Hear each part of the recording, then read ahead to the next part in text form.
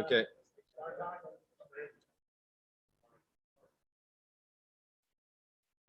It's 11 a.m. Arizona time and Pacific time, and we're going to start our session, the Applied Research Center's open house on Saturday, September the 11th, 2021. Welcome. And let me stop my screen share. My name is Jay Carpenter. I'm founder of Desert Blockchain, and this is our Saturday session. It's our open house, and basically we're going to go until about 2 o'clock today. From 11 to noon, we have Shane Sandler of Crypto Cannoneer talking about decentralized autonomous organizations. And then from noon to 1, we're going to have lunch. We got pizza here at the Desert Blockchain camp. And we've got a good group of folks. I'm going to kind of turn the camera so you can see some of the folks that are here. So, yeah, there they are. They're kind of gathered around Shane Sandler's target program, and this is the target range. So hopefully that's not too fast for you, but at 1 o'clock we're going to have an open conversation about forming teams for the Applied Research Center's matching program with blockchain as well as wearables. If you're not familiar with this, the state of Arizona has allocated a $2.5 million matching fund for 2-year projects to create applications that are commercially viable for blockchain, and then another $2.5 million in matching funds for wearables to create projects that have commercial viability. And there's a $500,000 remaining from the 2019 program that's available for blockchain. And we'll be talking about that at 1 o'clock, and we've got some folks joining us via Zoom and possibly here in person. And we will be talking about how you might be able to be part of a team to apply for these funds and basically take on a project for the next 2 years. So my name is Jay Carpenter. Again, I'm founder of Desert Blockchain. I'm going to turn it over to Shane Sandler, and he's going to talk about decentralized autonomous organizations and non-fungible tokens, or NFTs. And he's going to show you his really cool project, the Crypto Cannoneer project, which is tied to the Stellar Network. So Shane, go ahead and take it away. Thanks, Jay. All right. Like you said, my name's Shane. I go by Blockshangerous on the internet, and welcome to our weekly Saturday live stream. We're going to be talking about DAOs and NFTs today.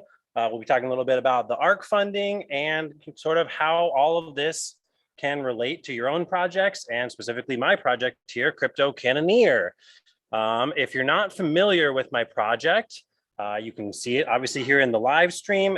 Basically, it is a interactive live blockchain game where you can shoot real tennis balls and water cannons and flamethrowers and all sorts of stuff like that here in our warehouse. So I'll go ahead and give you a little demo here. We'll go ahead and fire the tennis ball.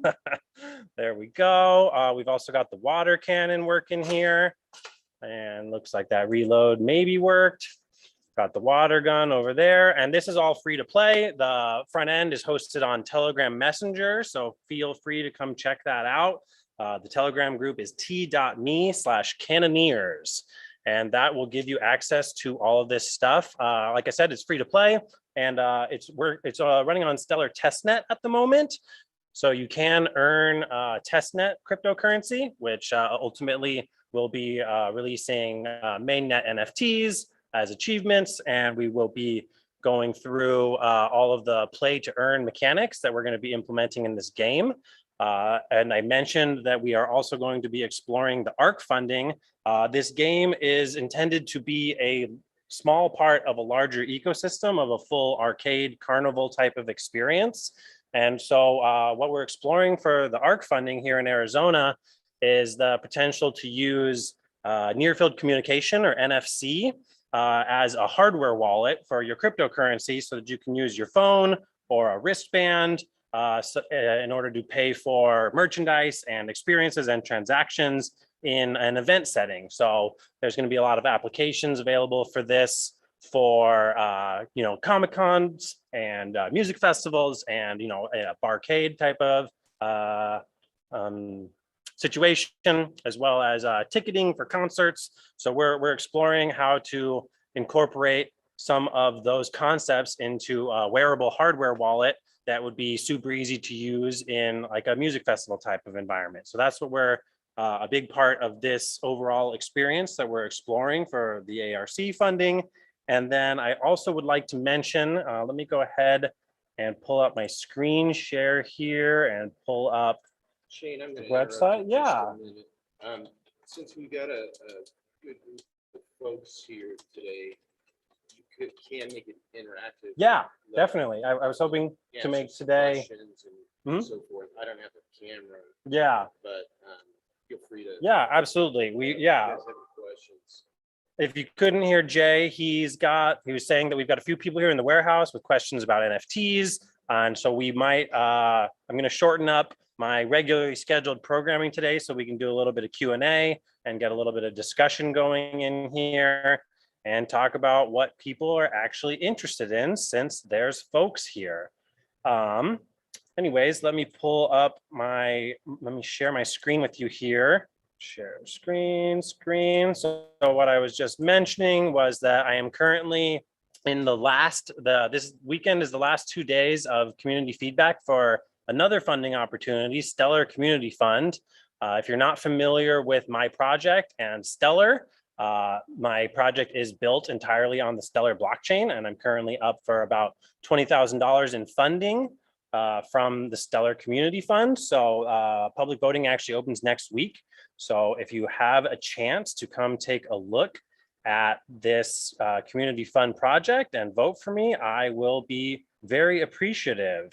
Here is my 2 submissions here. We've got Just Crypto Cannoneer, which is basically just this golf ball, tennis ball turret game.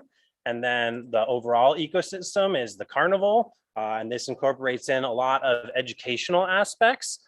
Jay and I are passionate about Node-RED, which is a low code interface. And I've actually built out an entire software development kit for Stellar utilizing Node-RED. So if you're not a coder and you don't like staring at lines of code, this is right up your alley. I am not a coder. I don't know any programming languages. I code exclusively in Node-RED. And so you can see this project is sort of an example of what that can build. And so I hope you will check out some of the other aspects of this project. And we're really focused here on education and trying to help people build their own projects, as well as educating the youth and in cryptocurrency, blockchain, decentralization, all of these concepts. So hopefully you will be able to find something that you find beneficial. This is my website right here, blockchaingerous.com. If you go over to Play or Crypto Cannoneer, you can find all the links for my game between the live stream and the Telegram front end. So that is the basics of what we've got going on here in the warehouse. Hopefully you will come join us one of these days. All right, let's dive into a bit more on DAOs and NFTs. So if you're not familiar with a DAO, DAO stands for Decentralized Autonomous Organization. And essentially the concept is just a community-run organization instead of being run in some sort of typical hierarchical business structure. You can try to flatten out the organization and let all the members control it. This is a really interesting concept in the cryptocurrency space because since regulation is so sparse and it's kind of the Wild West still, you can get away with a lot of things you can't do in regulated financial markets that would definitely get you pegged as a security, at least here in the USA. There's definitely different laws all over as far as financial products go. So DAOs are really interesting because they can be segmented. A lot of DAOs actually utilize a 2-token type of framework where the maybe half of it or 1 token is community controlled and then the other half is more centralized. So for example, let me pull up this little thing about, let's see here, MakerDAO. So MakerDAO is a pretty well-known DAO. They are responsible for the DAI stablecoin, which is a USD pegged stablecoin, but they use a 2-token system where DAI is basically a $1 peg stablecoin that they can mint an infinite amount to make sure they keep their peg, and then they can buy back any amount that they've released based on the underlying assets they have available to make sure that they maintain their peg. And that is all managed through coded smart contracts. There's no central entity that does that. It is all immutably stored in smart contract code. Jay's got something to add here. Yeah, I just wanted to say, hopefully, microphone can pick this up, but one of the biggest needs in the decentralized space is governance and policy. And I just wanted to bring that up, that these decentralized autonomous organizations are a way to experiment with governance, because that's been a big problem, like in the Bitcoin community. Absolutely. How do you change things? How do you get some sort of community direction? Yep. And since we have at least 2 law students with us today, I just wanted to throw that out. And for those of you that don't know, the Sandra Day O'Connor ASU College of Law has an awesome blockchain program, and they're experimenting with soft law and governance and things like that. So I just wanted to throw that in because governance is one of the big areas that's ripe for innovation in this space. So. Yeah. Absolutely. Hopefully Mike picked that up. But yeah, Jay was just talking about the concept of governance and how some of these decentralized autonomous organizations are totally changing the concept of what governance can be for community controlled projects and financial assets. And these are super interesting. So I guess this is probably a good time for me to transition into what some of the DAO goals are with my own Carnival project. So my dream is to create a 2-coin system as well, where Turret token is actually an inflationary token that has an infinite minting, is not intended to be held and sold for more money later. It is meant to be a utility token with in-game, basically as an in-game currency. And that would be almost exclusively controlled by the centralized organization.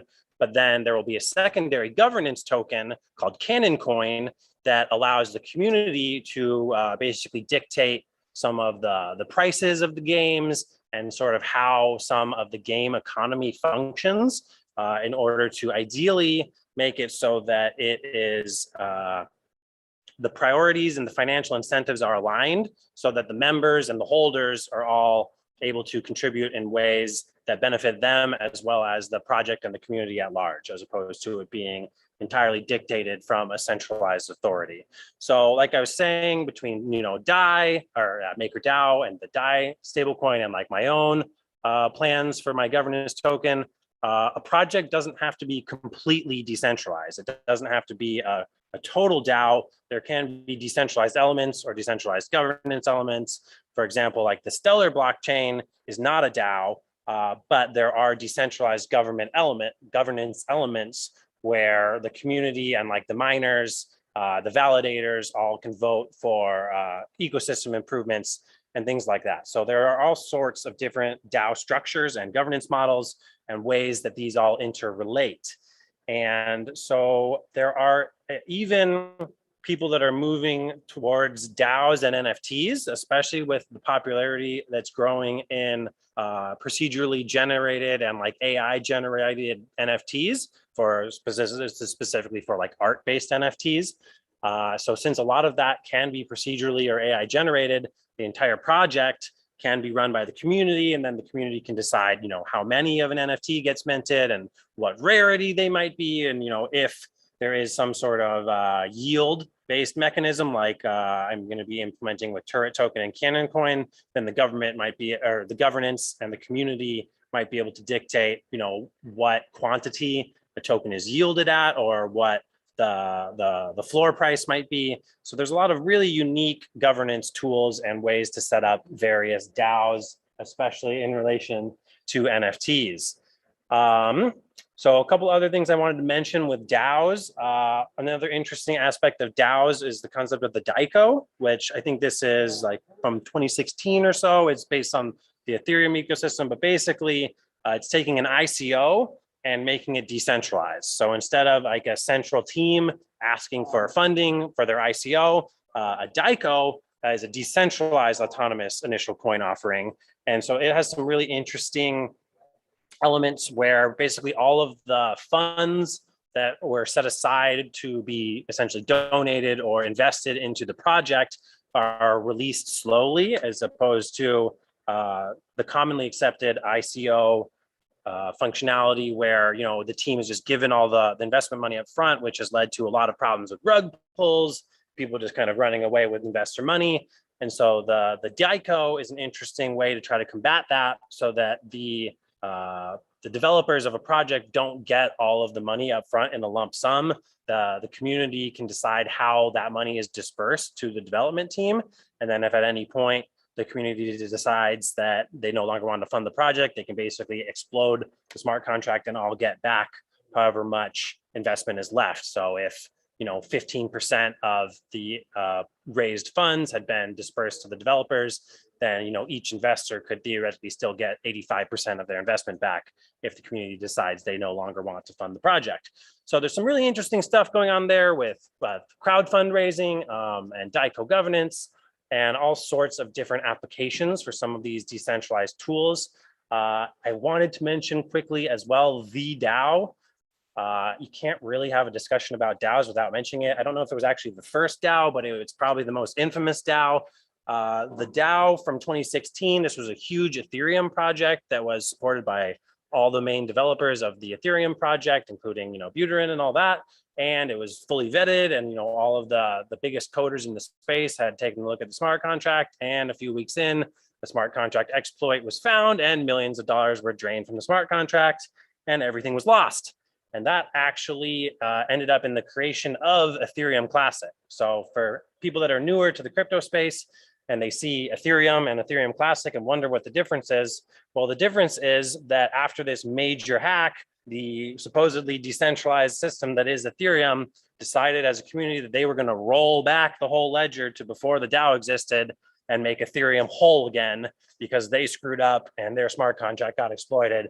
And some people really disagreed with that. And that is what caused the fork that created Ethereum Classic. So Ethereum Classic is the blockchain that continues on after the DAO hack happened. And the Ethereum that we know today is the one that was actually rolled back and reverted to pre-DAO. So it is important to make sure your code and your smart contracts are vetted, especially if you're launching something that is immutable and can never be changed. That is one of the reasons why I am a big proponent of Stellar, because smart contracts work differently on Stellar. Instead of the entire smart contract being immutable and unchangeable, you can make it so just sort of the financial aspects are immutable. Like you can set up the maximum token supply and make it so that can never be changed, but then the actual smart contract functionality can be updated and be kept in more of a traditional coding environment that is easier to both audit and update. So that is sort of a really quick rundown on DAOs. There are so many out there, and there are even tools out there for helping people create DAOs. So I just did a quick Google search here for DAO governance tools. There's people building full stacks and full apps and full platforms to help make it easier for you to create your own DAO. So DAOs are really gaining popularity, and they're pretty cool. They have a lot of potential and options. So we kind of rolled through the DAO NFT space real quickly, but I think that there's some really cool ideas coming out right now, specifically in the DAO NFT space. I'm going to go ahead and stop sharing my screen since it's not useful at the moment. I'm going to go ahead and switch to just my webcam here. All right. So DAO NFTs are cool. We mentioned it briefly that they can be either the NFTs themselves can be generated by the community, or the community can help to govern limits and prices and things like that on a specific NFT project. And then obviously projects like mine are utilizing NFTs in even more diverse ways. We're going to have NFTs that can represent targets. So like if you buy like a keyboard NFT, I'll go out there and put a keyboard in front of the golf ball gun and you can shoot at it or whatever. And that'll be a totally separate concept from NFT achievements that you earn for, you know, pulling off amazing feats of accuracy or luck or whatever it might be in the actual game. So there's a lot of depth there, and what is possible. Let's see here. What else did I want to mention as far as DAOs? Another interesting aspect of DAOs, especially some of these like two coin systems. So specifically like MakerDAO, they use a deflationary coin that represents all of the investment in the protocol. So if you are trying to invest in a coin that, you know, you want to see the number go up, you can, you know, bank and speculate on the adoption of that protocol and that specific stable coin, because that represents basically the backing for their stable coin.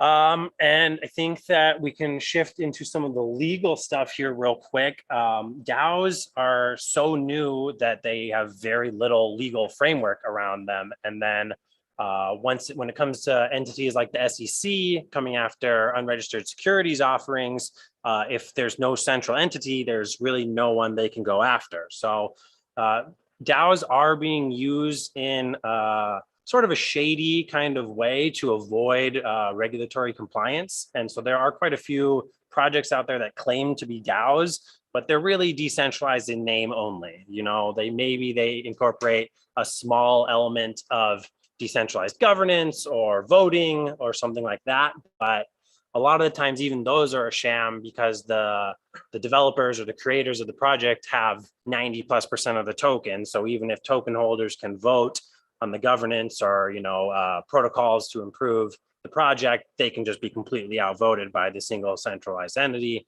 that has all the voting power. And that is even generous compared to some projects that just they just put decentralized in their name and call it a DAO, and it's still a completely centralized entity. Or a lot of these projects that are claiming they will eventually try to shift into decentralized governance. So you have to be careful of people's wording and what's actually going on compared to what is being presented in the marketing standpoint and in a legal and regulatory compliance framework, because the SEC has recently stated that they are going to be starting to go after a lot of these projects that are decentralized in name only without any actual levels of decentralization.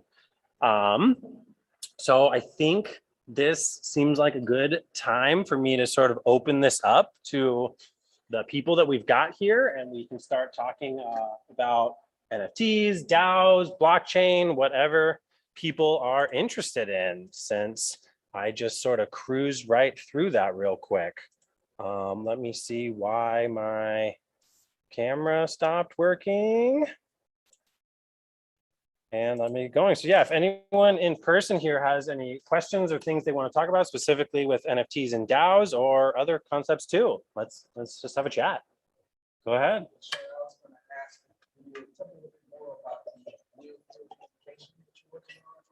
Sure. The reason why I'm asking about these programs within Africa and India, Mhm. and I think that could be a solution. Absolutely. You know, it's kind of steps towards that. Yeah, absolutely. So the question is about near field communication, specifically what we're working on here. And I'm going to use this to sort of shoehorn in another pitch about our ARC funding. So near field communication is basically like RFID chips and other types of technology that allow you to trigger something when something is close to something. So a concept that some of this like arcade stuff that we're working on that I really like, there's this place called Z Pizza. It's popular in Arizona. I think that it's a nationwide chain that basically when you go in, you basically preload a wristband with, you know, let's say you want to put 20 bucks on it and they give you a wristband. And then essentially you've got 20 bucks of account credit. And then when it's pour your own beer. So you go up to a tap, you put your wristband up to it and it activates the tap. And then however long you pour your beer for, it just charges you per ounce. And so that's what could possibly go wrong. All of a sudden your account is empty and you got to refill it. So that's sort of a concept for how near field communication can be worked for contactless payments as like a point of sale, which is really useful for reducing, how many cashiers you would need or bartenders you would need, or in like the event space, how many vendors you would need, or how many customers, one person could handle if they're all able to essentially do their own self-checkout with using near field communication. And then phones have near field communication in them too. You don't have to have a dedicated hardware device, but for the specifics of a lot of these like restaurants and bars and like music festivals and events, they probably would want to institute their own specific near field communication device, and it can be branded and it can be integrated into an app. So one thing that we're working on is to try to make sure that they stay secure, because one potential problem with near field communication is that if someone just gets close enough to you, then they can potentially sign a transaction if they're just pushing a transaction towards your wallet and trying to get it. Are we just trying to duplicate this screen, Jay? What are we doing here with this? I don't actually on this computer. Shane, is No. there a way to add biometrics with that? Absolutely. Yeah. So one thing that we're exploring with as far as using wristbands as the primary NFC device is having it connected to an app that requires two-factor authorization. So basically, if you put your wristband up to say, I want to buy a beer or I want to activate this game or whatever, it could pop up like a push notification on your phone, and you would have to do a two-factor verification, like, yes, I actually want to approve this transaction. And that could be done biometrically or with a password or just simply through an app. And then this near field communication also exists in a lot of credit cards. Whenever anybody who's using their credit cards that can do tap to pay, that's a near field communication technology, as opposed to having to insert it and use the chip. So, and there also are people who create NFC cards specifically for doing wallet signing.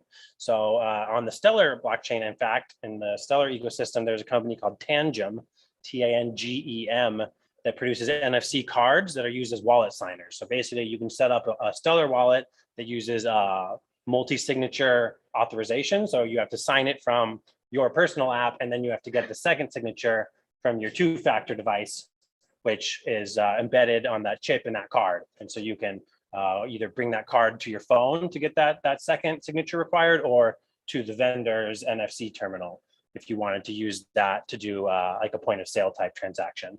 So yeah, biometric is totally a way to manage that two-factor. And it could also be done like through like an Apple Watch, a simple like PIN type entry or things like that. So there are ways to secure some of these NFC type transactions without having to make it too clunky and obnoxious to actually use in like an actual production or chaotic like music festival type of environment. And by the way, that might come into play in the wearables. Yeah. For the ARC. Absolutely. So we have mentioned the ARC funding a little bit. We're going to be talking about it a lot more at the 1 o'clock session in an hour and a half or so. And so, yeah, I'm trying to combine both the wearables and the blockchain to get, the maximum funding possible from this ARC program, because they are doing separate funds for blockchain development and wearables development. So there are a lot of really cool potentials for wearables. I think that especially, my background is in the event space. I was an event technician and lighting engineer in the before times, which is my favorite term for pre-COVID, back when events existed. So there are a lot of really interesting, I think, potentials for combining like wearables and like hybrid events, because the general consensus in the event industry right now is that hybrid events aren't going away. Now that so many people, and especially event organizers, have realized how many more audience members they can get if they offer a live streaming version, especially for events that sell out or are extremely inaccessible for different age groups, different groups based on, disabilities. There's quite a few events like I know that the live stream version of like Burning Man is getting really popular because some people either can't afford it or are in a wheelchair and they can't go through the desert, whatever the reasoning may be, but they can really expand their audience by offering a live stream version as well as the in-person event.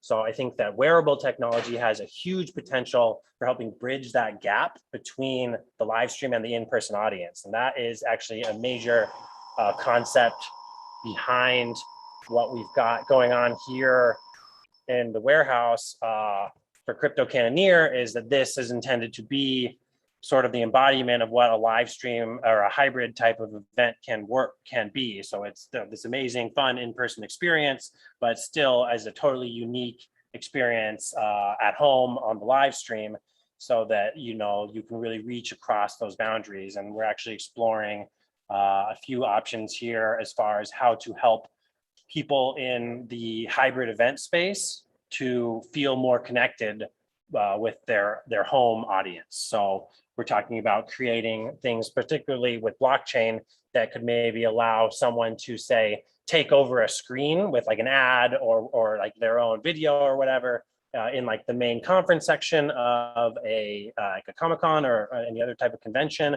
Or we've been talking about having like just silly little robots that can be controlled through cryptocurrency and blockchain that are available as a hybrid experience, both for the in-person and the live stream audience. So something as simple as like flipping a coin into a fountain, or it could be much more elaborate as far as trying to incorporate like wearables and NFTs. Like if you could potentially offer out like an exclusive NFT to anyone who showed up to an event. And so, if everyone had a wearable, they could be detected as being in, that geotagged area, and everyone who is in that room at that time gets the NFT or things like that. So there's a lot of really cool ways to utilize wearables in the live event space. I'd just like to make a clear question about creating an NFT wearable for Africa. For the applied research centers, that project is designed to basically keep all the funding in Arizona. So I think, and this is kind of an iterative process with the Arizona Commerce Authority, but I think the program might allow, let's say, an experiment over the 2-year period where you create something here that can work here in Arizona, but then could be expanded out. This is for future concept. So I know that was something that was possible. Absolutely. A lot of moves. We're making a lot of mention stuff. Mhm. So I'm glad you're bringing attention to Discover Blockchain. I love Stellar. One of my companies is built on Discover Blockchain. Mhm. When it comes to what we say, it's called Affinity. Oh yeah, I'm familiar. Right, and they're built on Discover Blockchain. And they love it. Now they're doing a hybrid with that in their own blockchain. Yep. Called We Own. Mhm. They love the interoperability, the speed, the stuff it brings. I'm not a developer, but I love what it can do. Yeah. Right? And Stellar is heavily looking at India. Absolutely. Right now, so that's why I was curious about what you were saying. Yeah. Because we're dealing with some emerging markets, right? We're dealing with people. At one point, in 2017, 50% of people still had feature phones. Sure. They didn't have smartphones. Yeah. So that was an issue. Absolutely. We fast forward to today, Mhm. it's only about 15 to 20% that still have feature phones. Yeah. So the whole globe now is connected. Mhm. And I was curious, is any kind of way we can make this more seamless and Absolutely. operable that can help, build that infrastructure Mhm. in these emerging markets. And that's something Yeah. that would be right up that alley. And Absolutely. as Jay mentioned, this is an Arizona project. Mhm. Okay, so we have people right now like Jay-Z, Jack Dorsey, Twitter. I'm gonna talk to them right now Yeah, about great. this energy over there. They have a trust. Maybe B Trust. I'm not familiar with that one. Okay, but they just put it together, Jay-Z and Jack Dorsey. Cool. There's 3 board members that they put together for that. I'm one of the 3 of them can get vetting for that right now in the Awesome. process. So I'm looking at things here in the States Mhm. that can make a difference. Yeah. Absolutely. That's why So these lawyers Mhm. this way.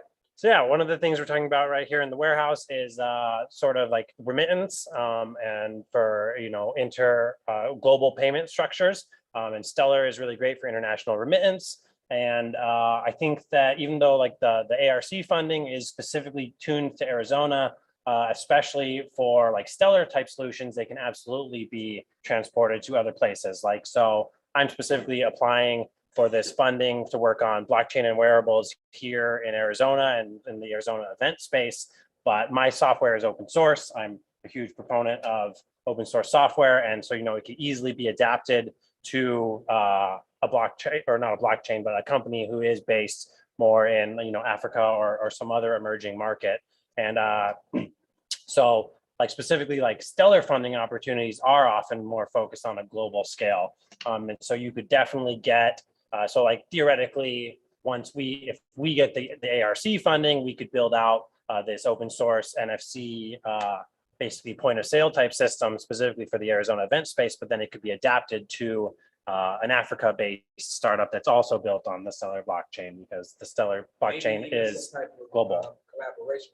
Absolutely. Point on that and educating Mhm. people. There's a lot of intelligence there Yeah, in Africa people don't know of. absolutely. It's great to learn these things and experience something right in Mhm. Arizona, being the tip of the arrow right there. It's a Yeah. possibility. Absolutely. And it's not just like these emerging markets that may have dated technology. Like everyone wants an intuitive experience, that it has to be easier than what if it exists now. If it requires downloading 4 apps and, giving them your all of your information to get, know your customer verified and stuff, it's just not easy enough. So it doesn't really matter if it's an emerging market or, a first world market. It has to be intuitive and easy and user friendly. And so that's what we're working on, to try to make these NFC wallet signings easy, and so that people have a good user experience, regardless of what country they might be in or where this technology might be getting used. So I think that there is so much potential there, and there's so much funding available in different grants and proposals and things like that for people who are working in this space. So I think there's absolutely huge potential there for adapting some of this, especially Stellar NFC and point of sales, to just about any industry. Cool. Well, let's see. Does anyone else have questions about DAOs, NFTs, whatever? Yeah, regarding DAOs, Yeah. in terms of governance, Mhm. are there any sort of ideas in terms of structures or strategies to avoid hostile takeovers? Interesting.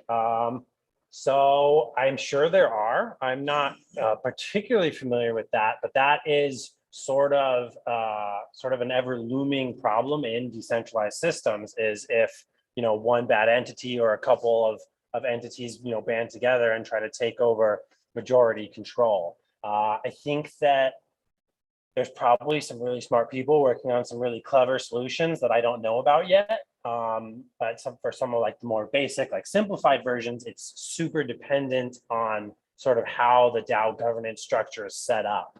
So I think that a lot of DAOs right now, they're set up just whoever owns the most tokens essentially controls it, whether it's every token gets you a vote or however that might be broken up. A lot of them are just sort of majority control as opposed to being like truly decentralized. And I think that one of the only ways that I can quickly think of that would help as far as preventing some sort of like takeover would be, you'd have to be fully verified. Your customers would actually have to have identity verification. And, each person maybe gets one vote, regardless of how many tokens they control or something like that, which obviously wouldn't be the most appealing to big investors, but would probably be very appealing to small retail investors and people who are looking for sort of an anti-whale type coin. And there's quite a few people out there, and a lot of people call them like shit coins or whatever you want to call a lot of these Ponzi games that people are creating. And that space is very shady and full of scams, absolutely, but they are coming up they're constantly like sort of reinventing governance and what can be done to try to make something anti-whale, or make it so that it's harder to manipulate by bigger players and more designed to appeal to the small retail investors. So there are workarounds there. There are ways to limit it. I think that a lot of the solutions are ultimately sort of moot points. Like even if you instituted each wallet gets one vote, regardless of how many coins they hold, somebody can just write a script and they can operate thousands of wallets from like one interface. And even if you push it to the next level of requiring like identity verification, you can go buy fake IDs or pay someone to use their identity. So I think that a lot of those are sort of efforts in futility. You know, if somebody really wants to take over your coin, they're probably going to find a way. And that, you know, isn't even getting into any of the consensus mechanisms and, you know, the ever-present fear of like 51% attacks on proof of work blockchains. And as far as like the actual underlying mechanics of how the blockchain works, that is even a bigger threat than perhaps like governance takeover or centralized token control for a DAO is if they're built on a chain that could be subject to centralized takeover. That's, you know, that type of question is why there's so many different blockchains and consensus mechanisms out there, is people trying to balance decentralization with security and speed and all of those different factors that go into actually creating your own blockchain. So I think that's a great question about the takeover. And it brings up a really interesting point where you're comparing a traditional entity with stock and so forth that can be taken over, where you can identify who owns what stock because you've got a ledger basically with shareholders. It's different in the decentralized realm because you've got these tokens, and as Shane was pointing out, there's a missing piece in identity, and that creates a big problem. And so that's one thing, is identity is missing. And you really don't have a way to contact all of the token holders, you know, to say, hey, I want to buy your token, and we're going to do a tender offer and all that sort of thing. And another big piece that I think people have missed, and particularly in 2017, when there was all this, ICO, initial coin offerings. When they did that, they actually, in my opinion, they actually the possibility of a buyout. When they did the initial coin offerings, they were simultaneously doing their initial funding and their exit, which is a really, really different model from traditional corporate structure and so forth. So that's a great question. I'm not aware of any takeover attempts on any projects.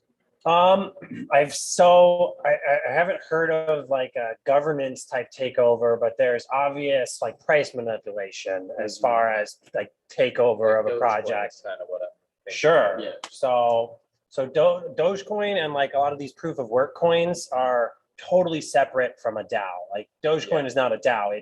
It doesn't, holding that token doesn't give you any governance or voting rights. Yeah. The protocol that actually controls, proof of work coins like Bitcoin and Dogecoin is almost exclusively decided by the developers and the miners. So the developers propose changes, and then the miners either choose to accept it or not. The best metaphor I've heard of for sort of trying to understand governance and proof of work chains is it's like walking into a football game at like an elementary school. A new kid shows up, and the new kid says, "Oh, I want to reset the score to 0-0. I don't want to join this team that's already losing." Well, you can do that, but you have to convince all the other players that they want to do that. And you don't even know who the other players are. Yeah, so unless you can convince all those people that we're resetting the score, then the score is going to stay the way that it is. Well, like with Dogecoin, my sort of analogy was more so like how one person with a lot of resources could come in, and he used coin in that instance, but it could be whatever way allows them to get votes. Yeah. So I think that there's a difference there between price manipulation and governance manipulation. Just because you hold, even if you hold 70% of all Dogecoin, you don't actually have any control over the protocol. It's completely still decided by the miners. Versus in a DAO, that's supposed to be different. If you were in a DAO where the coin was related to voting rights and you held a majority share, you should theoretically be able to control all of the governance of it. But most coins and tokens don't actually give you voting rights or governance unless it's specifically said in the way that the DAO is set up. The other big missing piece regarding where you can't determine the identity of the players because of the, the wallets and the addresses and so forth. And I'm not an expert in this, but I think that totally opens up price manipulation because the same person can stage a transaction at a high price. Wash trading. Yeah, where they're selling at one address or one Just wallet. selling to themselves. Yeah, they're Yeah. just selling it themselves. So it totally opens up the ability for price manipulation in this realm. And I think we're particularly seeing that in the NFT space. Absolutely. The Where we've NFT. got this crazy speculation going on, and you really don't have a solid foundation to determine the prices. So I'm going to make one other point because I think it's an opportunity here. In addition to this applied research center's funding, matching funding, we also have in the state of Arizona the Fintech Sandbox, which is like a carve out where we can make an application to the Attorney General's office and have a limited sort of playground to play with that might be an opportunity to do something in the realm of governance, where something could be set up, it's limited, you get a report, all that sort of thing. But I think that could be really, really valuable, especially if you guys have this law. And to clarify, the idea of the sandbox is basically you get an agreement up front that you're not going to be prosecuted for anything you do, right? Well, yeah, It's a little more Like, convoluted. it's not anything, but I mean, I mean, yeah, it's not necessarily that you've got a shield from prosecution.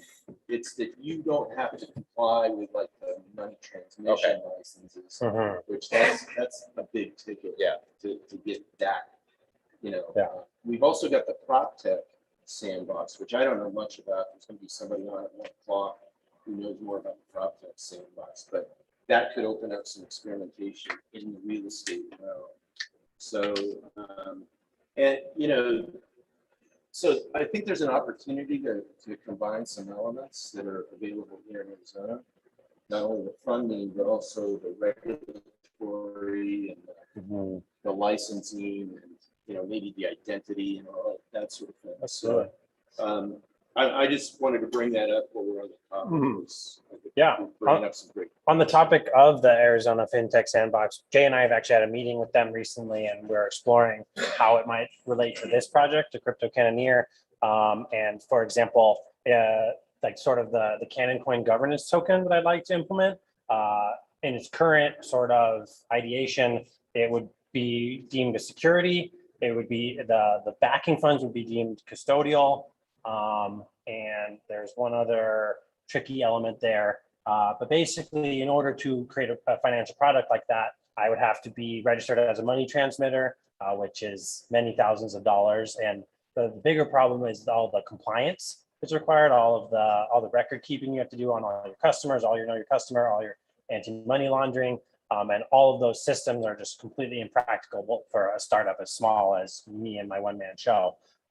And so what the FinTech Sandbox gives you is basically sort of an exemption from some of those KYC requirements, given the stipulation that you're running an extremely small test, specifically in Arizona. So like some of the restrictions we went to with them was like, if we ran like a less than 1,000 person test and limited investors to less than $5,000, then they're like, yeah, you can run a test like that, So there are some interesting ways to sort of bootstrap and experiment with some of these really small experimental projects and get a little bit of relief from some of the regulatory compliance that you would need to do to release even a beta version of that project without the sandbox's protection.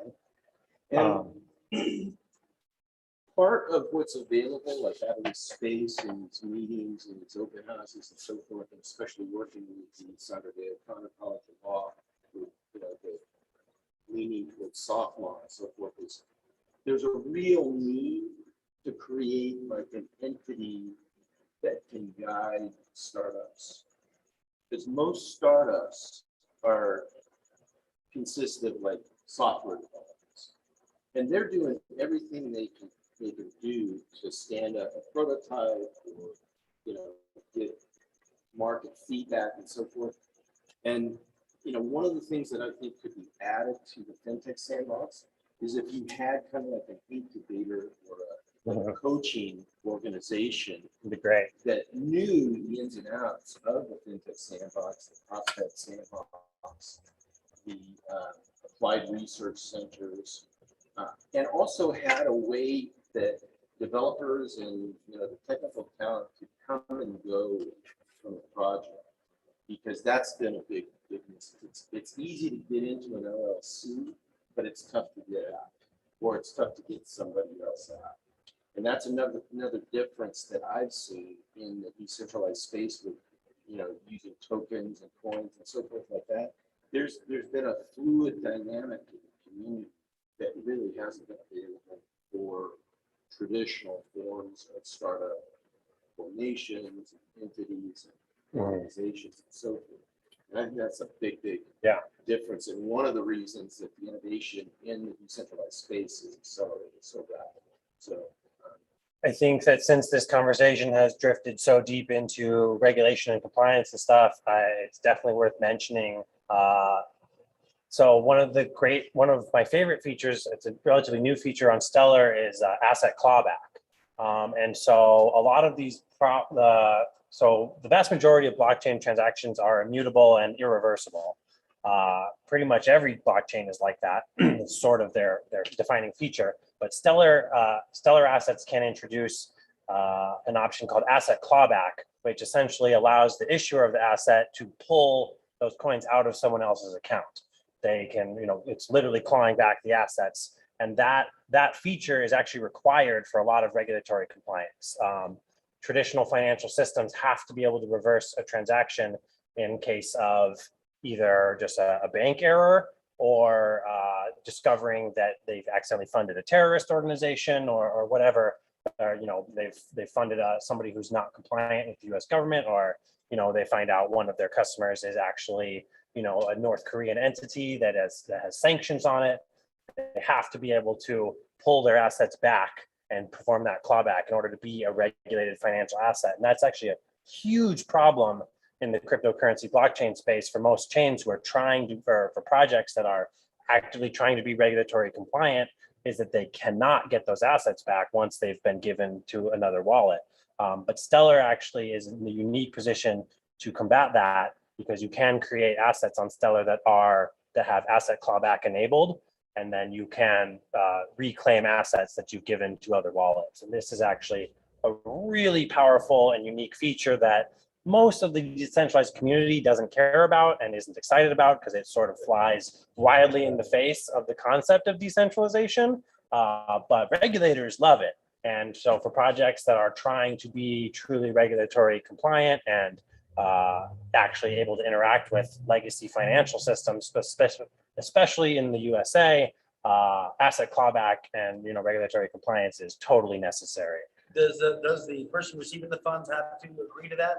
So if you create an asset on Stellar that it's basically got to be labeled ahead of time that it is a clawback enabled asset.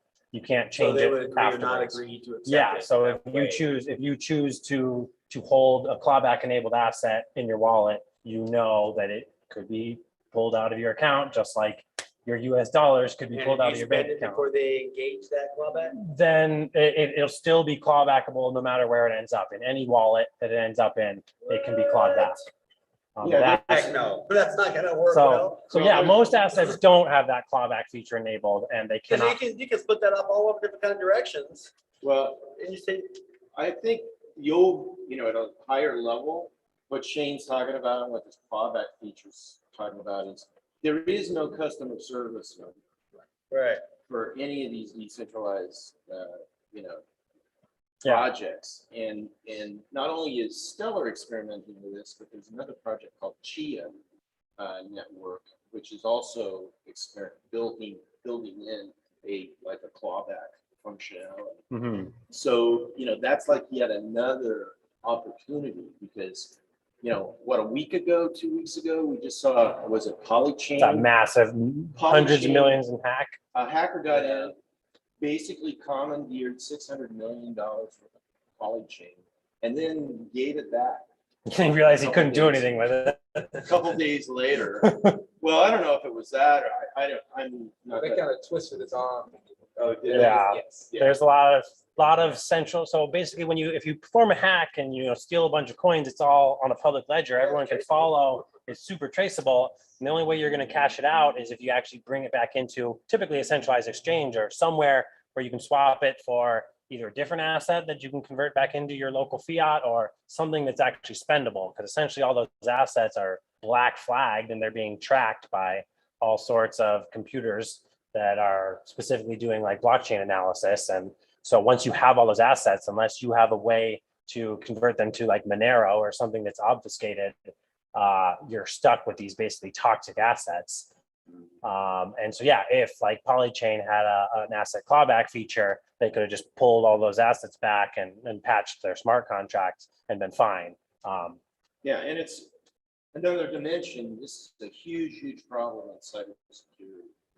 We've seen major pieces of our economy shut down, including healthcare facilities, because of Ransomware hijacking. So, I think this is a great conversation Yeah. because we're kind of talking about different things that could be experimented Yeah. with, in this arc. So this can be no different than the credit card industry, Yeah. where you just pay Well, the charge when you They reverse. can freeze your that's accounts. kind of They can reverse your. Yeah. The dance that's going on is between what we're used to in the centralized constructs and what's coming online with the decentralized constructs. So Jay, why don't you tell me a little bit more about the bridging of C5 and D5?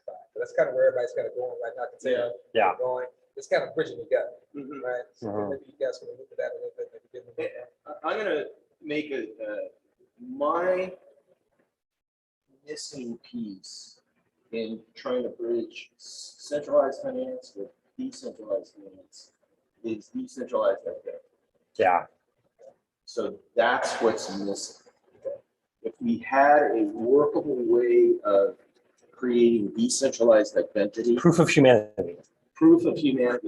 Is that already been going on? It has. There's a few That's good. programs trying to work on like UBI, Universal Basic Income, and so that they're really spearheading a lot of these proof of humanity type projects because they don't want to just be giving out free money to bots and people who are spamming multiple accounts.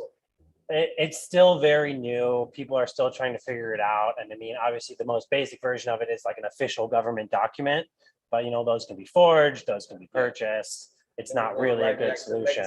Mhm. Yeah, this is my area. This is where I'm at. Well, no, it's naming, addressing, numbering, and decentralized. That's what I do. But one of the big areas in DeFi is social recovery.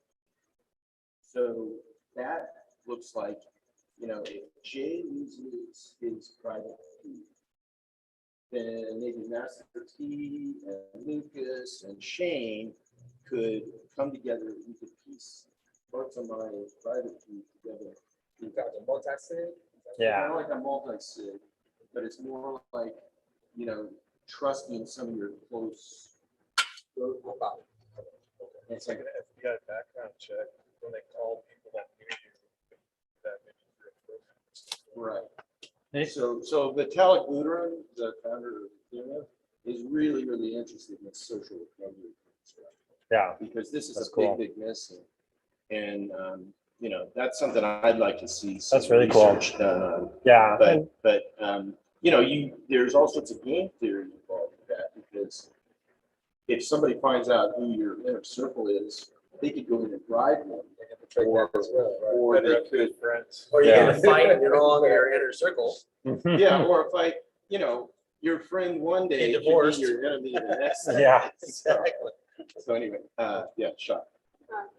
Oh, you're just, I think a simple version of that, could be as simple as just breaking up a secret key into, 5 distinct parts, and you have to have Yeah, all 5 parts back. Yeah, it's called shardable. Shamir something. There's Yeah. a cryptographic construct of Mhm. doing that. And I've talked to some knowledgeable people. They're not Yeah. keen on that Yeah, structure. I believe it as far as reconstructing it. One of the biggest issues is that blockchain is moving so fast that it's going to take a long time Mhm. for regulatory issues to catch up, governments, enterprise, everyone's playing catch up. I remember when you first started this group, it was a couple of us, many years ago, and it was like, where's the space going? I know I can't speak for you, but I had no idea that it would be here so quick. Yeah. It's moving so fast. But you're doing, Shane, is incredible. Thank you. You're welcome. I can see this being beneficial to humanity. My thing is the humanity work again is how does this stuff work? Absolutely. It has to start somewhere in some small way and then blossom out. Mm-hmm. The kind of the spectrum has broad. Yes. So, this CFI, DeFi conflict, I mean, those things are colliding head on. The regulators, the legacy sovereignties are all confronting this decentralized space. So, I think we're going to cut it off 12. now because it's 12. We got some pizza for lunch, and this is just going to be kind of a, informal, meet one another and whatever. And then at 1 o'clock, we will come back online. Cool. Get some folks to learn. All right. Well, thanks for joining us for this sort of open discussion stream. Hopefully you guys found something helpful, and we will be back at 1 with the ARC session, and hopefully you'll be able to learn something new there, and come back next week.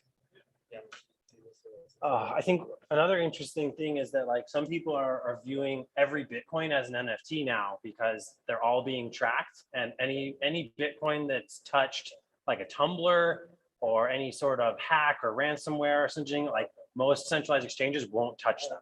You can't deposit sort of like a dark Bitcoin into a centralized exchange because they're like, no, this was involved in ransomware. We're not taking that one. Chainalysis. Yeah. So there's some really interesting AI and machine learning going on as far as blockchain analysis and tracking where coins really came from. Even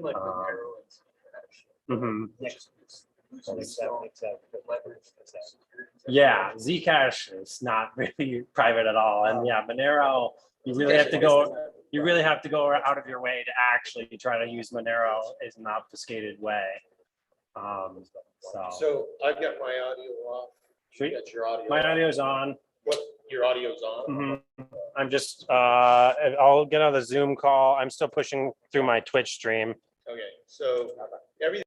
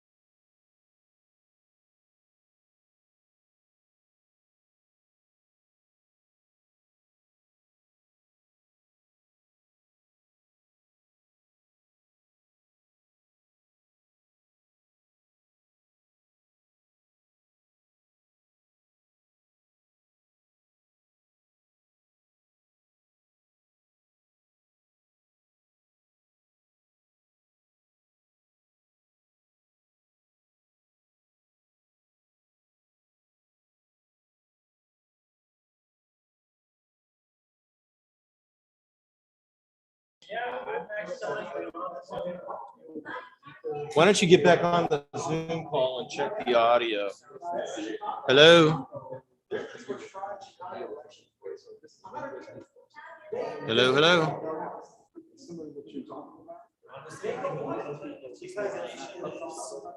Hello? Hey, Eric.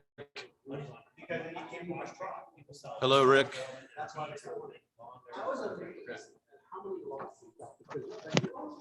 Can you guys hear me?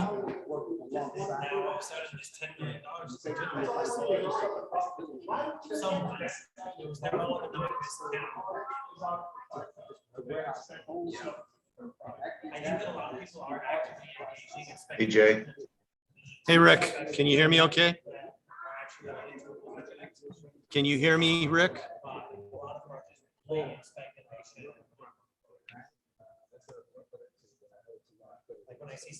Hey, Shane, can you hear me? Oh, yeah, it's, it looks like it, yeah. Okay, you can hear me? I'm concerned about, I've got a speaker and the microphone like next to each other, so. I don't have headphones on this, I'm just on the audio. Okay. All right, I'm gonna stop the screen share. Hey, Rick, can you hear me? I can. You hear me? Yeah. Does my audio sound okay? Oh, just wonderful. Nice. I'm concerned because I've got a speaker right next to my microphone. No, yeah, no, I can hear you. I can hear you just fine. Good. Good, good, good. Well, I'm glad you got a t-shirt on. I was going to wear a tie today. You're wearing tie-dye. There you go.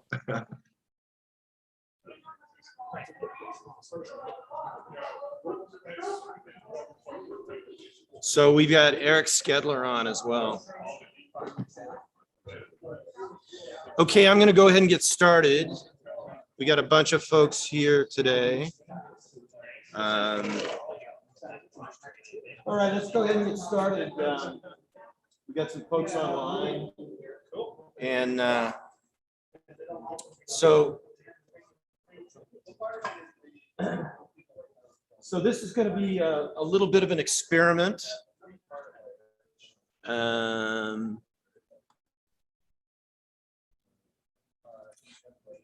So this is our afternoon session where we're going to be talking about the Applied Research Center, and we're going to be we've got quite a few folks that are with us today.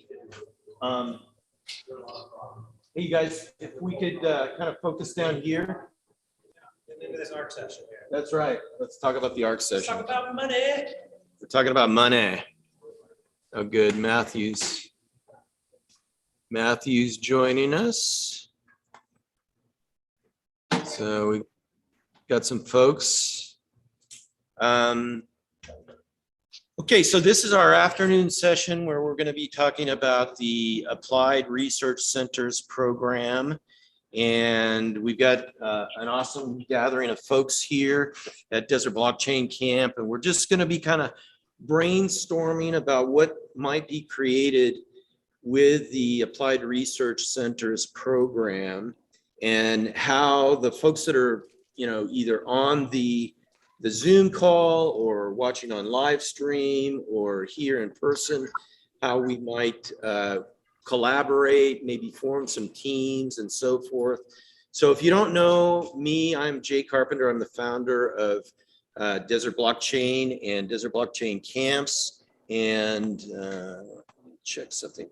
So we are having these sessions as a way for people in the Arizona community to meet one another, to talk about ideas that you might be interested in pursuing with the Applied Research Center's funding. And I'll talk a little bit about what that is. But this is just basically a way for all of us to get to know one another, find out what our interests are, and come together and see if we can create some teams to make applications for the $2.5 million in matching funds that's available through the Applied Research Centers program for blockchain programs, or the $2.5 million in funding that's available for wearables, a project to study wearables over the next 2 years. And there's also $500,000 that's still available from the 2019 program for investigating blockchain projects that's readily available right now. But basically, the way we're going to run this afternoon is we're going to introduce a few people, let them talk about what they're interested in pursuing, and then open it up to questions, conversation, and so forth, and then see if there's some sort of traction here where we can bring entities together and people together and form some teams that will submit applications. I believe the application period starts on September 25th, and it will go through October 31st. All applications submitted to the Arizona Commerce Authority during that time period will be considered submitted at the same time. So everybody will be on equal footing at that point.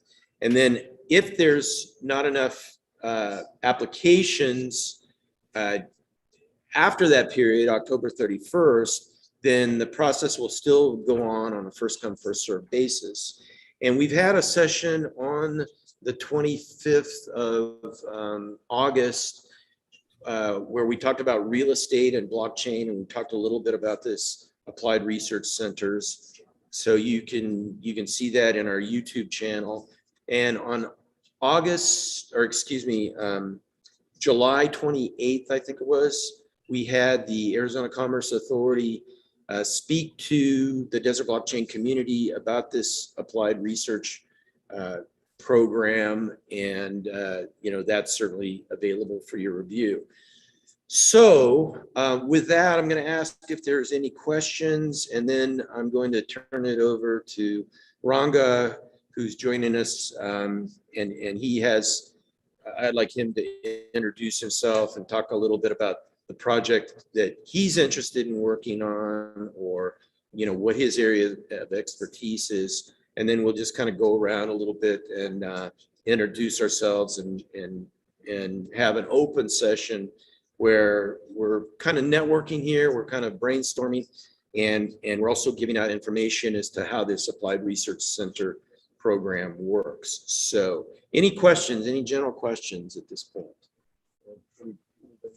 Here have questions, and if you can't, I'm going to move out of the way and move the camera a little bit, but we've got an awesome group of people that have come together here today at the Desert Blockchain Camp, and I'm going to introduce one or two of them for sure as we move forward. So no questions, and you can also put questions in the chat. You can put questions on the live stream.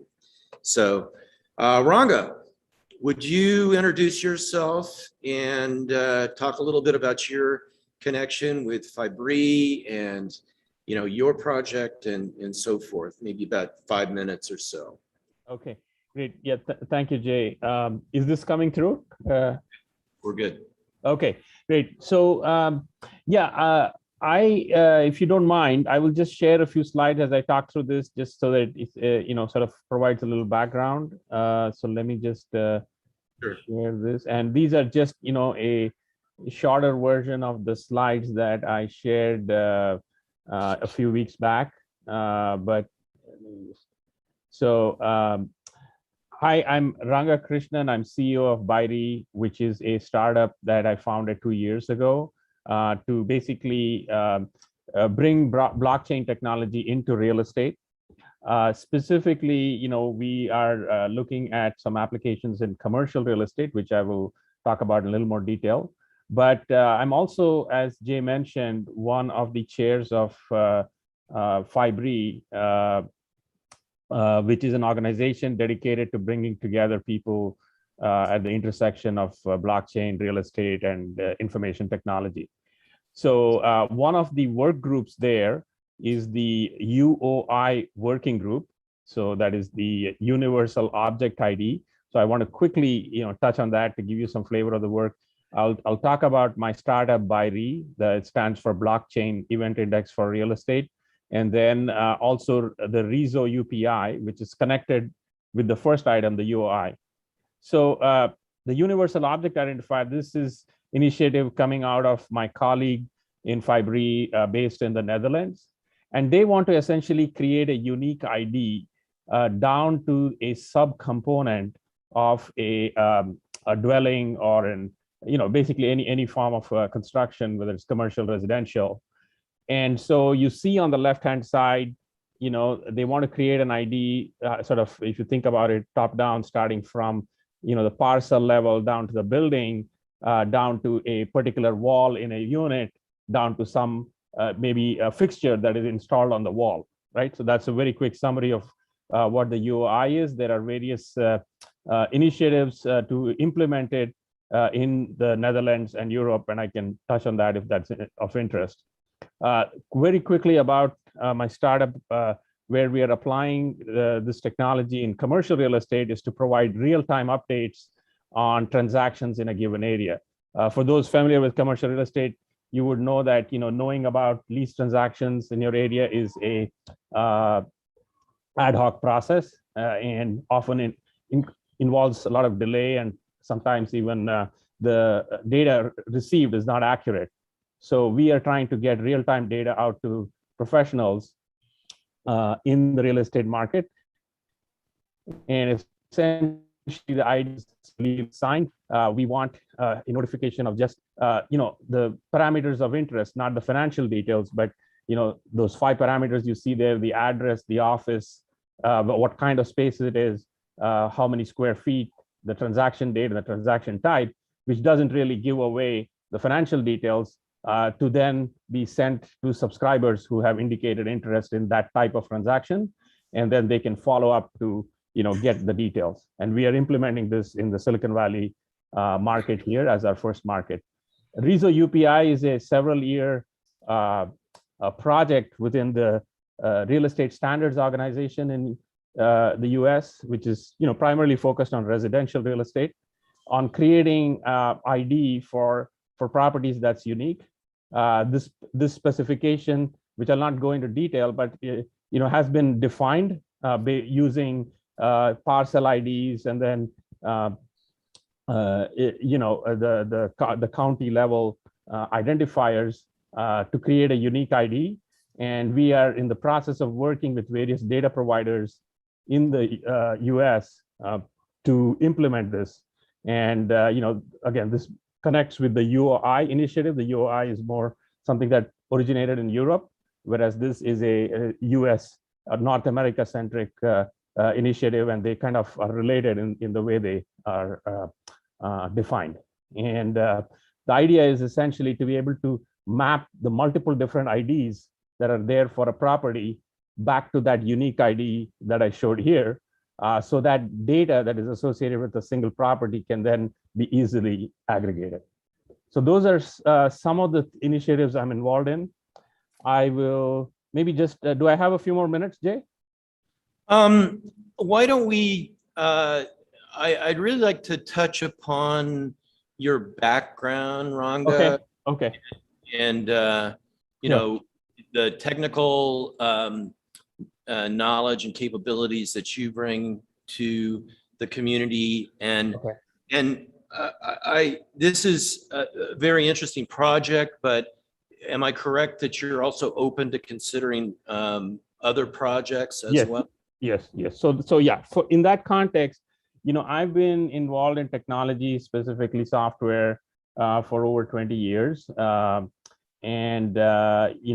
Before I founded BIRE, I was vice president of technology at a startup applying a blockchain technology in the supply chain space. And that is where, I saw real estate as another large area where blockchain could have an impact, not necessarily through fractional real estate and tokenization and so on, which I think will happen, but perhaps is something that will happen a little bit later. But there are several other areas where blockchain can have an impact in making things more smooth and more digitized in real estate. And so so with that, I've basically been involved in the whole development of technology, blockchain technology for enterprise uses for the last 6 to 7 years. So that's really the background that I bring here, and certainly open to other ideas than what I just touched on in my short presentation. And you have a degree in engineering from MIT, is that correct? Yeah, actually the engineering degree was from a earlier university in India, but yeah, I did a physics PhD there, and then I came back to engineering. So. Okay, great. Cool. Any questions for Ranga? And yeah, I think your supply chain experience could be very interesting. And, I would like to say in general that although we're kind of picking real estate as a topic here, the Applied Research Center's program is completely open to any kind of blockchain investigation. I think the ones that started in 2019 have kind of focused on healthcare. So we're picking real estate as an example topic, let's put it that way. And we're totally open to other areas. Question for you? Yeah, go ahead. Since he has experience with real estate and the blockchain already, or he's been playing in that world, what do you see as the biggest impediments for adoption? So, I think there are different areas, right? So, for example, if you take it one area where it certainly in the long term has promise, which is in title, where things are very cumbersome and so on, that requires the involvement of the county recorder's office, say in the US and so on. And there have been some early initiatives to engage with those, but clearly, working with 3,200 county registrars and getting them to upgrade technology to something modern like blockchain, it's a several decade long process, right? So that's an example where I think it's going to take a while. There are other areas where it has more to do with, for example, maintaining the provenance of data, which is one of the things that we are doing is in Bairi, is making sure that the data that we provide, we have the provenance, we are able to provide trust in that data. And there again, it's about finding that that right niche of value and implementing it. And so there, I mean, I don't see any impediments so much as working with the industry players to kind of demonstrate the value and deploy it. So and that's one of the reasons we chose that as something that could happen in the shorter term. Yeah, I think that's a great point. I think there's an opportunity to work with some of the title companies, let's say as one of the collaborators in the ARC program. And for those of you that aren't familiar with ARC is really designed to be a collaboration mechanism that includes like enterprise companies, developers, nonprofits, if available, maybe even public administration. So it's designed, so it's not, the money's not going to one particular entity. It's really designed to bring elements of the community together. And that's part of what these open houses are designed to do. So just touch upon that. Yeah, go ahead. Well, I wish you the best of luck with working with title companies, because putting real estate on blockchain will eliminate title companies. And I have a feeling they're going to be the biggest people fighting against you. Well, I'd like to say something about that. I come from a telecommunications background, and you can tell from the color of my hair, and I'm delighted that I still have hair. But, you know, when the internet first came on the scene, everybody said, well, that's going to be the end of telecommunications companies. And lo and behold, it wasn't. In fact, they learned to leverage internet protocol, and you know that forms the backbone of the AT&Ts and the Verizons and so forth. And earlier in this session, we were talking about the fact that in these decentralized spaces, there's no customer service number that you can call.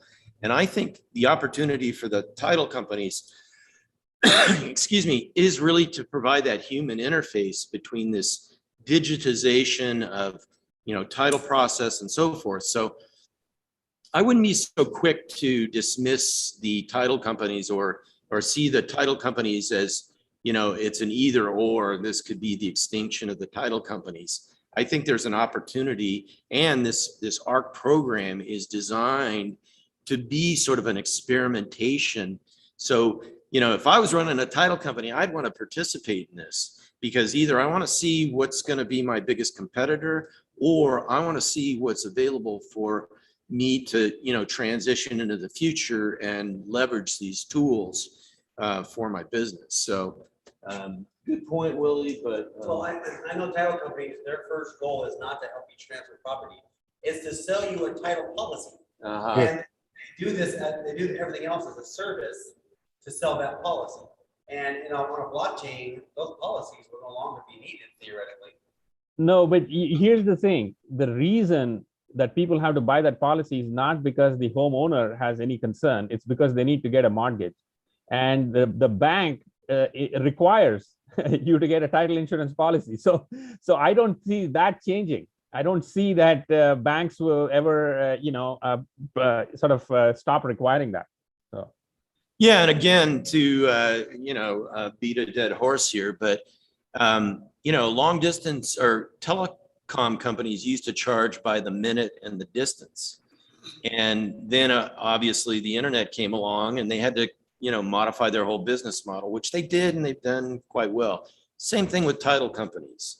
We don't know at this point. So anyway, not to belabor title companies, but all I'm asking the community and everybody that's participating in this conversation is to kind of keep an open mind and consider that this ARC program, the Applied Research Centers program, is an opportunity to learn, to collaborate, to kind of take a peek over the horizon as to what's coming, and maybe create some new, business models for your industry or your company. So great stuff. Thank you, Ranga. Thank you. So we just talked about the county recorder's office, and we have a participant in the audience here at camp today that I'd like to introduce and talk a little bit about what you're up to. Sure. William, you mind coming a little closer to the camera? Yeah. So William I'll introduce him. I just met him. He showed up today. He's a student at ASU, and he's been doing some interesting data collection, data aggregation projects with the county recorder data. So go ahead and introduce yourself from there, William. Nice to meet you. My name is William. Like it says, I've been working on scraping data from different counties and stuff, primarily notices of trustee sale. So what we do is we have created an app for scraping from the Maricopa County's recorder's office and scraping houses. These are all public notices, so there's no issue with the data there. It's all publicly out there for everybody. But so what it does is it scrapes photocopied documents and takes the property addresses, the trustor and trustee information, and puts it into a database. And then the app takes that property address info and puts it into a map. And then it maps out what's the shortest driving distance for realtors to be able to go to different properties and make offers or offer to refinance and work with people. And so I have a little bit of experience with the data collection, and that's part of why I came here. Is kind of interested in what applications blockchain might have to real estate. One of the difficulties I see in trying to make any kind of global or nationwide database of all this property information is it's very unclear, and I think a lot of this stuff kind of changes county to county. But I think in one of your examples was the universal property identifier, putting all of that info into like hashing different parcel numbers. I'm pretty sure parcel numbers even change. They can be very different from one state to another. And it almost seems like the difficulty of going through 2,500 counties, you said, might actually be very difficult. But if it were possible to like for me, I really want to just keep on gathering more and more real estate data. I think what you said about keeping realtors in the area up to date on transactions that happen nearby. And so maybe a blockchain system that was voluntary, and the people that got in benefited from being able to see recent transactions in the area. If blockchain could even add some could be something that's growing instead of having to go back and go through tens of millions of properties even, I think is probably too great of a task for any one company even. I think it would be, it's possible, but it would be, I think it would just be really, really expensive. I think the best way is to create some kind of blockchain that would benefit, people that are scraping data or people that are realtors, and giving them some kind of edge over people that aren't participants in it. And then eventually, if it's popular enough, then maybe that even becomes the norm in other counties or in other states. Yep, cool. So yeah, I mean, if I can just say something, yeah. So that's very interesting, William. I would love to connect with you offline and try to understand, the application you're building for that particular area. Yeah, I think that there would be an easy way for you to incorporate this UPI specification in your application, and I think it could help, with sort of larger data aggregation things. So yeah, happy to discuss that offline.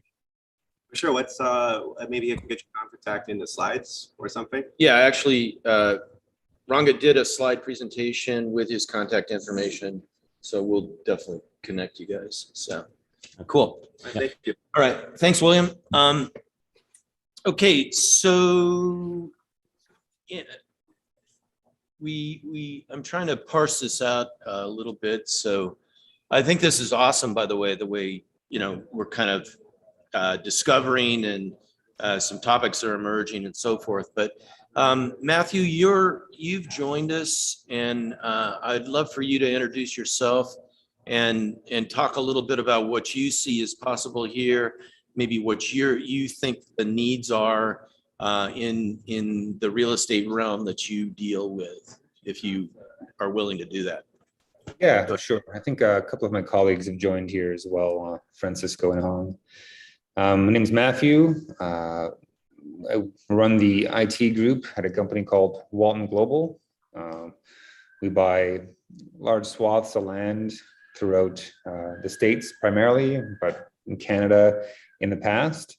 We syndicate that land and sell it to investors globally from Canada, the States, Japan, Hong Kong, Singapore, Dubai, many countries. So, with a global company with investors around the world, monetary FX problems arise, when we're paying out distributions on a regular basis, small distributions, large distributions, the fees that are incurred can be quite a large problem for a company like ours and our investors. So, we are actively looking at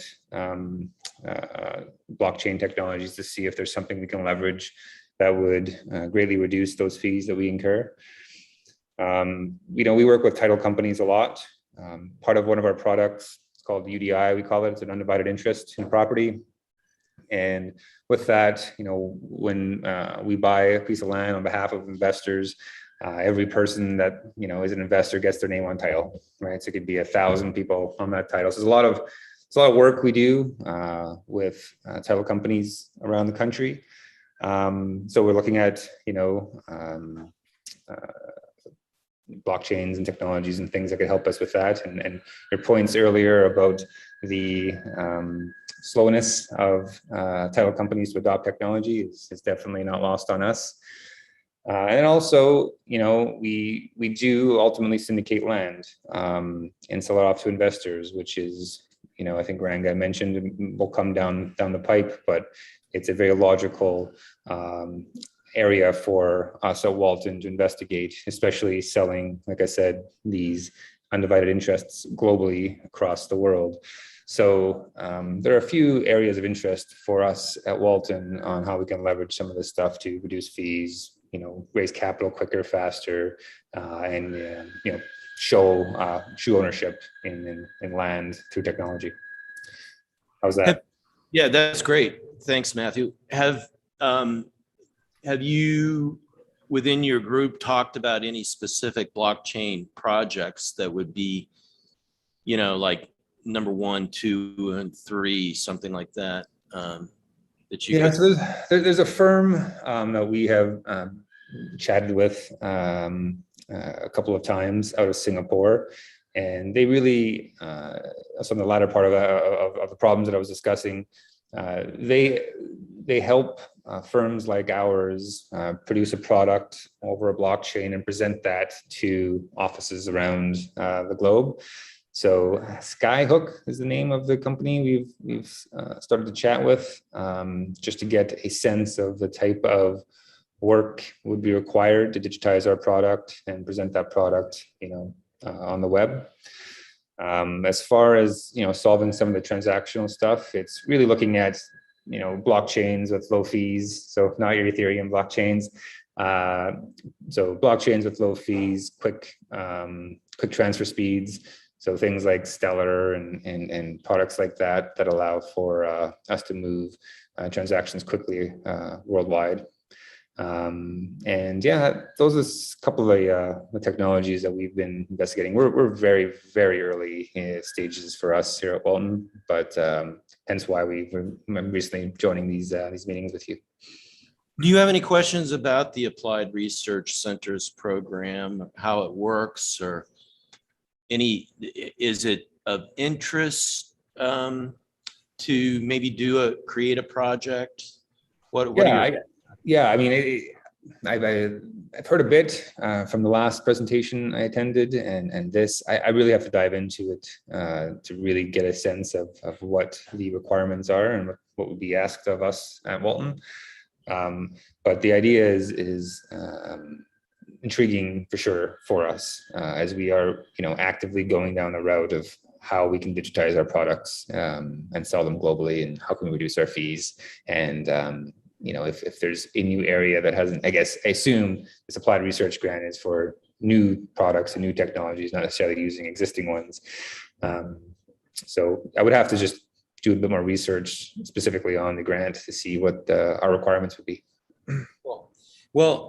So although the term research is in the title, it's my understanding, and I could be wrong, but the idea is really that within this 2-year period of matching funds, that there is a commercial viable product that or platform that is produced at the end of this thing. I think that's really what the objective is. And so just to make it clear to everybody that might be watching this or listening, it's not really research. It's really about bringing the community together and collaborating and creating some sort of commercially viable service, product, whatever. That's my understanding. So just to make that clear, Hong, Francisco, any questions, any additional comments about what would be of interest to you out of this? Hi, this is Francisco. Not on my end. I'm very new to this as well. Matthew summarized it very well for us. I really don't have any questions at the moment. Okay, cool. Thank you. Okay, let's move on then, and again, we're going to be having these sessions every Saturday, same format, 11 to 2, with kind of like an open session. So, you know, they're recorded. You're welcome to join in and so forth. And you know, we'll see what happens. And then on the 22nd of September, we're going to have an evening session and highlight any teams that have formed out of this process, or anybody that's you know, got a partial team and they need some additional participants or whatever. So that will be at 7 p.m. on Wednesday, September the 22nd. And you can join the meetup to get information on that. So let's see. Who else? Anybody? Eric, you want to talk a little bit about what your interest is and what your background is and what you're bringing to the table? Thanks, Jay. Thanks for inviting me to participate. My name's Eric Skedler. I'm the co-founder of Path Capital Advisors, and basically we connect founders with capital and partnerships. I've had public companies and had to raise capital, build products, and am new to the real estate and blockchain conversation, but was really intrigued with it ever since the crowdfunding rules changed. And as I dive in and meet people like Ranga, who have the capability to build working products, it's a delight to be able to look into these areas and see where the automation can occur in smart contracts. And I also have a big interest in democratizing real estate investment and syndication. And I've been involved in startup weekends in the past on panels and as judges, and I'm trained in lean startup principles. So I'd offer myself as a team member to those organizing a team. And I'm looking at, I guess I will declare an intent to apply with a real estate project that is more in line with affordable housing using existing structures. So that's all I'll say for now, but I'm interested in data scientists, developers, land owners that want to contribute land. So I'm open to all types of suggestions, but thanks for including me, Jay. Cool. Thanks, Eric. And, you know, I also think that you bring at least a certain level of knowledge on the prop tech sandbox, which I think could play into this realm. So for those of you that might not know, the state of Arizona has created this prop tech sandbox, which is a way to experiment with innovations in real estate, and I think real estate services that basically can create a safe harbor for some of the regulatory issues that might come up. So we are looking at this Applied Research Center's funding opportunity in conjunction with the Fintech sandbox that's out there and the PropTech sandbox and some of the other vehicles that the policymakers in the state of Arizona have created in order to spark and foster innovation and explore this decentralized space. So I think that's an important element that, you know, that's available to us in this conversation. Yeah. So. Is Eric in Arizona? Yep. Eric's in Arizona. And define what is meant by donate land. Donate land? Well, what I wouldn't say donate land, I would say participate. You know, your land is worth more to a developer than what he's going to pay you, correct? Right? So creating an opportunity to participate in the upside of the development through some joint venture arrangement, so you get paid twice in a transaction. I'm interested in those types. I mean, I have lots of different lots. Okay. Yeah, we can talk offline. Feel free to contact me either through LinkedIn or through the my email or anything. I'll be happy to talk to you. Yeah, if anybody wants to connect with anybody in this conversation, you can always ask me and I'm happy to make the connections. Great. Yeah. So Rick Stoddard, you're on with us. I think you bring a very interesting set of experience and expertise, and your position in the community, and with what's pending with the some of the economic development entities that you're involved with, as well as the company you work with. So would you like to introduce yourself, Rick? Sure. So my name is Rick Stoddard, and I'm here today to really, this is just a process to begin to learn what this community is up to. I'm very intrigued. I actually had lunch with Jay the other day. I've known Jay for a long time, and I'm very interested on what's developing in this space for our community. When I say our community, I'm speaking, I guess, for the state of Arizona specifically.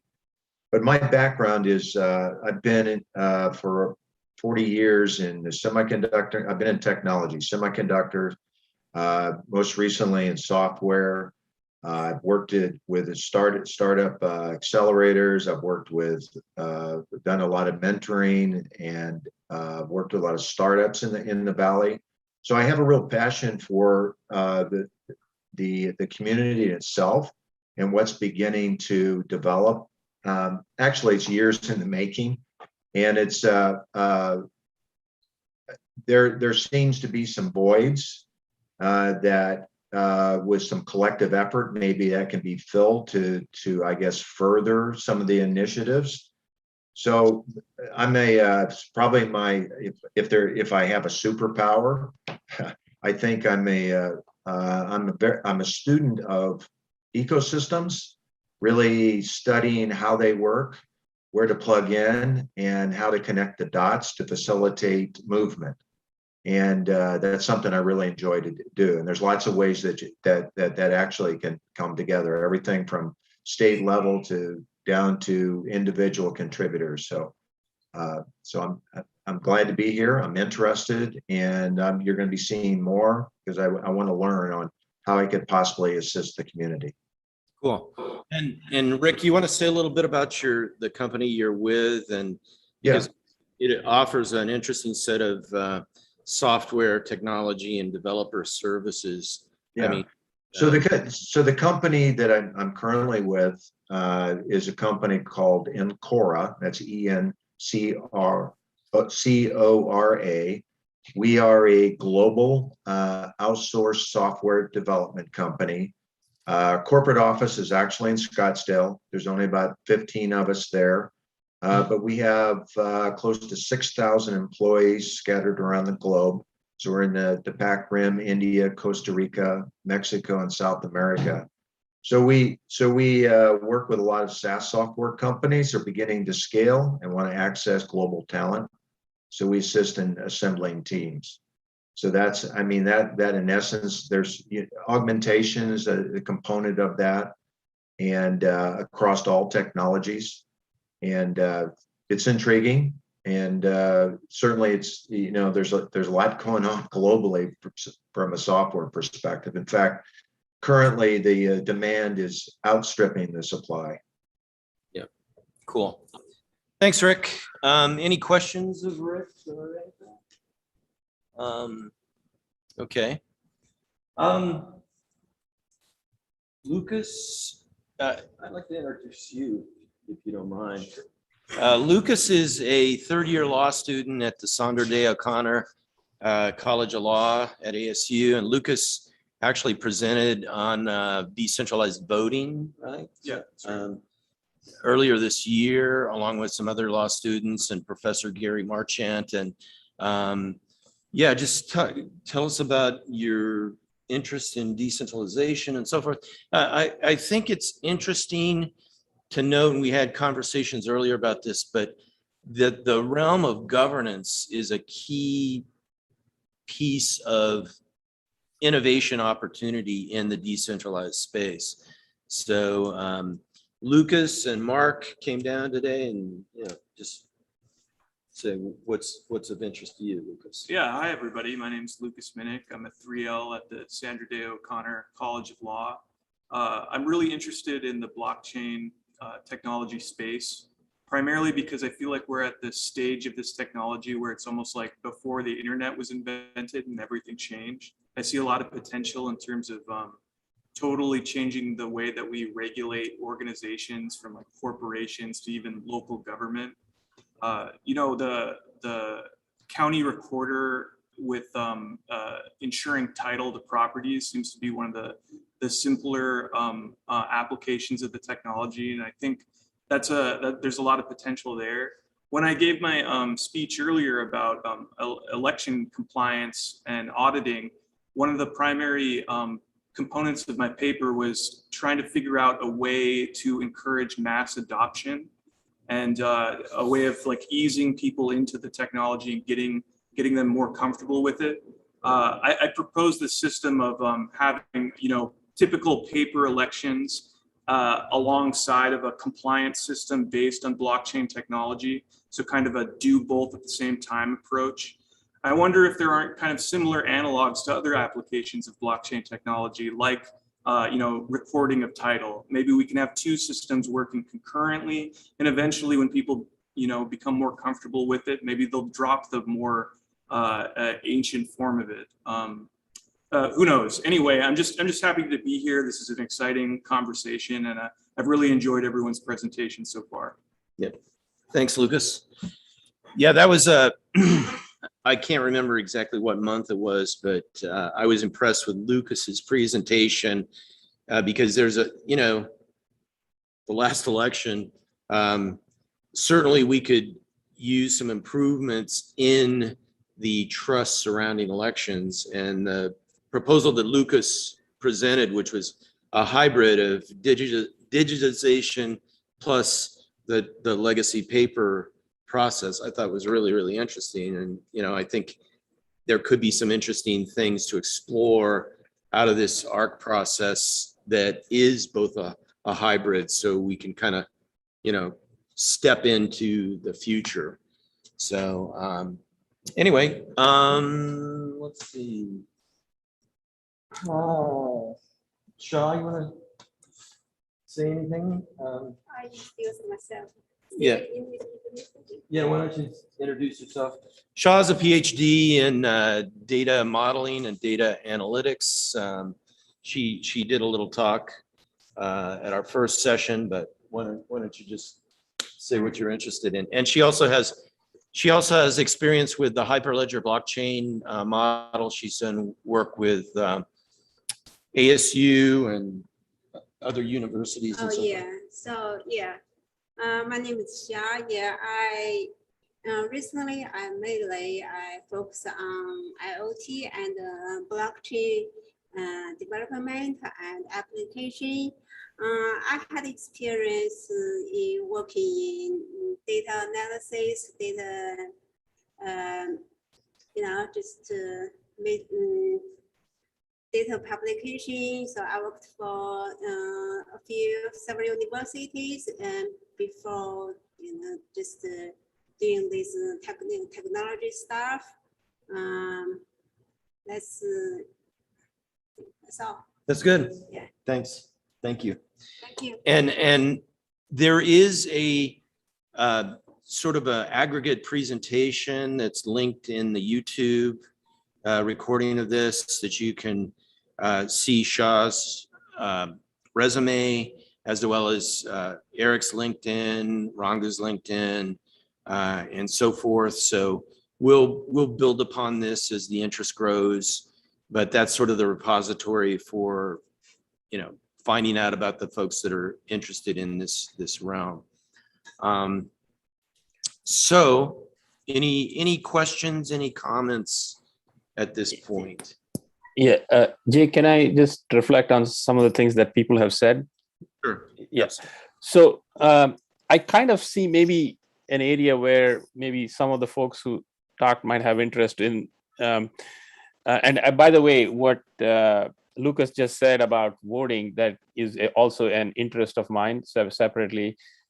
But you know, the idea that you can have two parallel systems running, a new system and the old system, and to use that over time for people in government or, other places where they're going to be obviously very cautious about any new technology, to, get confidence in it and then slowly, chart the path towards, moving to a better approach. I think that's a great idea that would apply not only in voting, but also in the county recorder situation, right? I mean, and given, I think, what Matthew mentioned about their interest in recording multiple title holders and some of the friction and slowness in doing that, I'd probably want to understand a little bit better what exactly they're doing and see,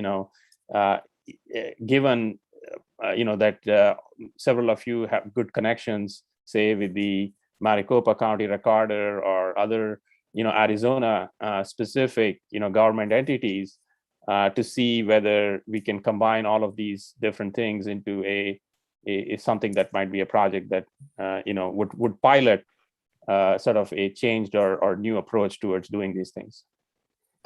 Cool. I think in general, there has been an indication by the Arizona Corporation Commission that they're interested in moving their operations to blockchain. I don't know where they sit with that. Representative David Schweikert, who is the co-chair of the Congressional Blockchain Caucus, I've participated in a panel with him, and he was very keen on the incorporating blockchain and decentralized technology with the Real ID initiative that's underway. I don't know where that stands, but suffice it to say that I think we've touched upon an area where not only is the software important, but it's also the human side of it, the trust of how do you create this bridge from the legacy to the contemporary with a satisfactory level of trust, and can you kind of move from a paper system to a digitized system? So I think there's opportunities to explore here, whether it's the county recorder's office, whether it's the Arizona State Corporation Commission, the Secretary of State voting processes. All these areas are on the table for investigation. And I think we've got the formation of a group of talent that brings multiple disciplines to the table, where we could have a productive conversation, especially with a little bit of funding, to give it some sustainability. So I think that's about all I have for today. And unless there's any other general comments or questions or anything, I think we can kind of wrap it up for today. And we will have a similar session next week from 11 to noon will be some sort of topic, more like a workshop. And then from noon to 1, we kind of turn off the cameras and the recorders, and we just kind of mingle in here and have some pizza and stuff. And then from 1 to 2, we'll open it up virtually as well as in person, like we did today, and see if some other folks join us, or if there's some thoughts that occur to folks that are on this session that happen from today to next week. And then we'll gear up for the session on the 22nd, where we'll kind of have a showcase at 7 p.m. for an hour. And then the application period, it's my understanding, will open on September 22nd or September 25th, and will be an equal application period until October 31st. So that's where we're at. I appreciate everybody's participation. I would like to say that, even if you don't apply to this Applied Research Centers program with the matching funding, this is still a way to build the nucleus of the decentralized community here in Arizona and beyond, and to make connections and basically move the conversation forward. So that's really our intention. So Any other So- comments or questions? Go ahead, Ron. So yeah, Jay, if you have a few minutes, I was going to ask if Matthew could describe in a little more detail some of the processes that they follow with the recorder to have their investors' names be put in there, et cetera, just to better understand the problem that they're facing. Perhaps they've even thought about what role blockchain can play there. So just to make some good use of this time.